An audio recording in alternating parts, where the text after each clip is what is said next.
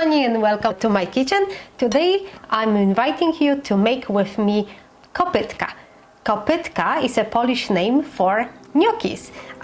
It's a very popular dish in Poland, very simple to make too, and for me it brings a lot of childhood memories because my mom, she used to make kopytka quite often, and the flavor and me being able to help her with preparing them, it really brings such a wonderful memories. We will need the main ingredient is potatoes, and you could boil potatoes, especially for this dish. So what you would do, you would have about 1 kilogram of potatoes, boil with a skin on in a water with salt until the potatoes are soft, which is going to be between, I don't know, around 30-40 minutes, depend of the kind of potatoes.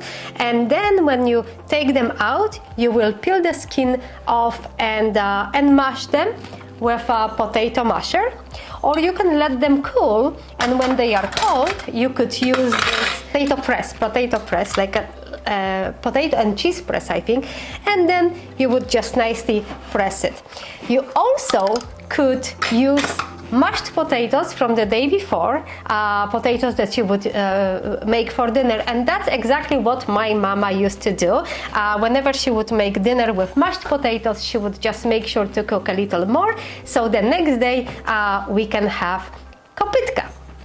Okay, so over here I already have 1 kilogram of mashed potatoes, and now I am going to add to it 1 egg, beautiful organic egg coming from Happy Hands. If you can get one, please do. And we are going just to work this egg with a spoon. Later on we will use hands, but now at the beginning I don't want to, because the egg will make my hands very dirty, very sticky, and I still want to add flour. So pretty much the difference, at least to my knowledge, the difference between gnocchis and kopytka, it's of course the name, and I think the shape, because the gnocchis are usually more rounded and would be rolled on this like a wooden form, or with the use of the fork to make crevices, and we just cut them with a knife in a simple rectangles on the bias. And they will actually in shape resemble a little bit of the shape of the hooves, and that's the name kopytka, which is hooves. Okay, so the egg is roughly worked in, and now I'm going to add a little salt. My potatoes, since we had them for dinner yesterday, they are already with a salt, so I'm going to add about half a teaspoon.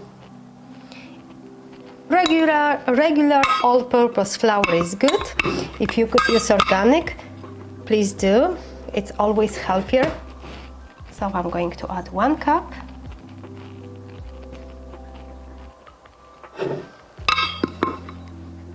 And another cup.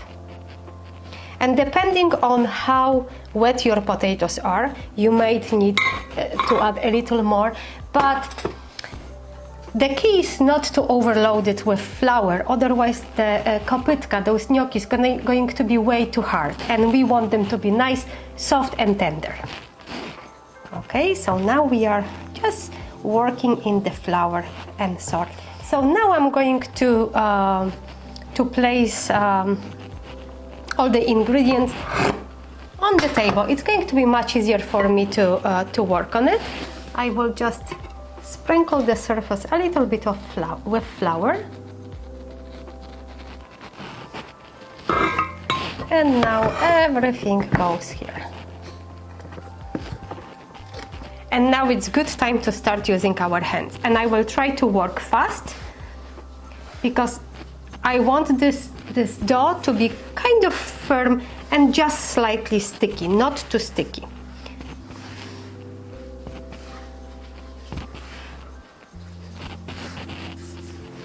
And I love, love, love kopytka because you can use them as a substitute to potatoes, substitute to pasta. Also, they are wonderful really with anything. You can have them just with a plain butter, pretty much what we will do today. You can have with tomato sauce, you could have with ragu,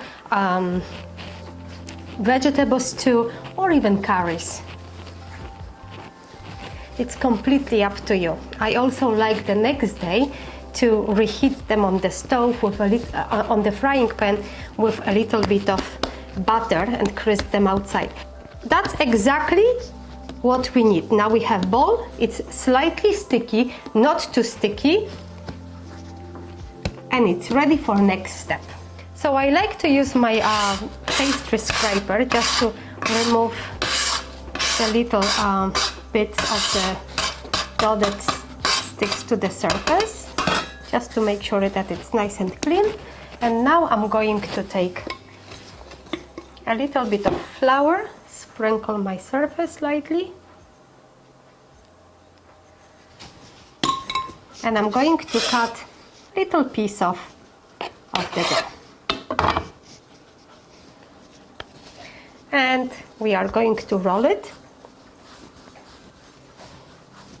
Going to roll it into this kind of log, and we want it to be about 2 centimeters in diameter. And now we're taking sharp knife and we're going to cut it on angle, on bias, into pieces about again about 1.5 centimeter wide, half an inch wide. And that's how we make kopytka. So this is kopytka. As you can see, they kind of resemble little hoofs. There you go. So now we're just going to wait for our water to come to boil, and they will be ready to cook. I feel so energized today because it's first day of spring, and today we have such a wonderful and sunny day. It's still quite chilly. The wind is chilly, but I don't know. We went for a walk today, and the birds were singing. Like, you can really, really feel the spring. And you can cut them in smaller pieces or bigger pieces, doesn't matter, as long as you keep all of them about the same size, so they will cook evenly. Okay, so the water is boiling. Now I'm going to add 1 tablespoon of salt. And this is optional, but I like to do it, so I like to add about a tablespoon of oil, and it just helps to prevent the kopytka from sticking together. Okay, and now we are going to gently place them in the water. Please be very careful. The water is boiling hot, and you don't want to just throw them and create splash. Just try to, just like that, put them in the water. So we just touch the water and then just let it go. And try not to overcrowd the pot. Again, this will also help them not to stick together. I think this is enough. Maybe a couple more.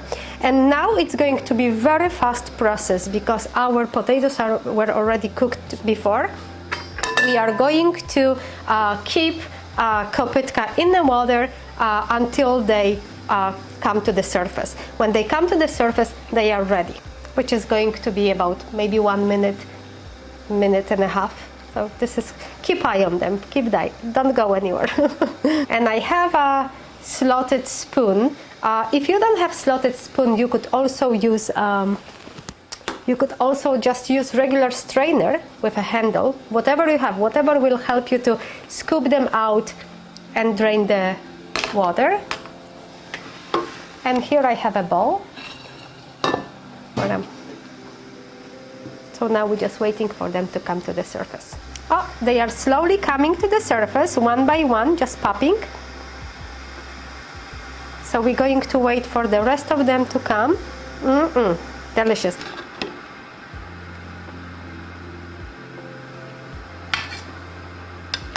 And you can put them directly into the sauce if you have sauce ready, or you can put them in a bowl as I do, and then make the sauce afterwards.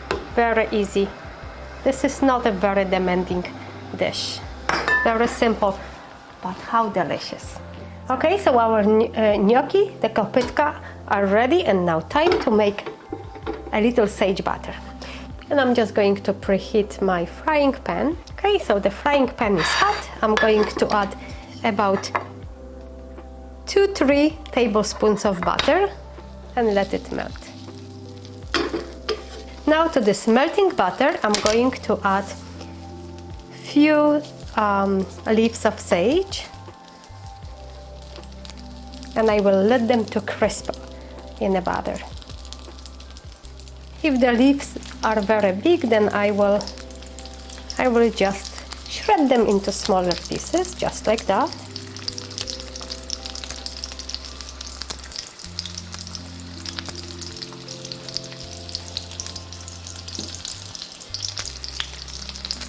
We're going to put the freshly cooked gnocchi right directly in a pan. Again, please be careful, it might splash.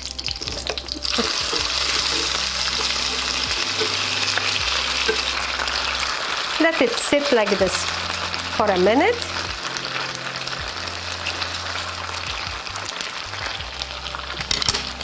Now we're going to add just a little bit of freshly ground nutmeg. If you don't like nutmeg, you don't have to add it. I really do like nutmeg with anything with potatoes. Not too much, we don't want to be overwhelming. Sage is also quite intensive in flavor.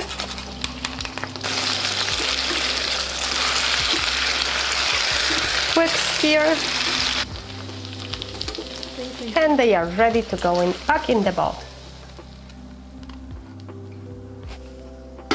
The butter with sage and nutmeg just smells so unbelievably good. I already feel that they are nice, fluffy and soft, and that's exactly how we want them to be. A little hot, of course.